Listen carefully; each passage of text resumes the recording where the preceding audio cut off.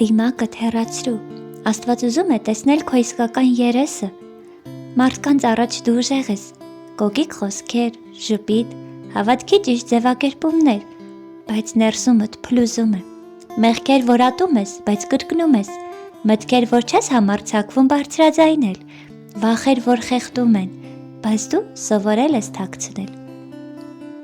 Դու կարծում ես Աստծուն պիտի ներկայանաս մաքուր, հավատացյալի տեսքով, հավասարակշռված հոգով, բայց լսիր, Աստված երբեք չի սիրել քո դիմակները, նա սիրել է հենց քեզ, նա չեկավ փրկելու իդեալական մարդկանց, նա եկավ փնտրելու կորածներին,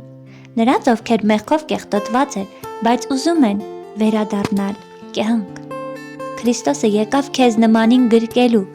ոչ թե քո մասին պատմություն լսելու, նա չի վախենում քո ճշմարիտ դեմքից,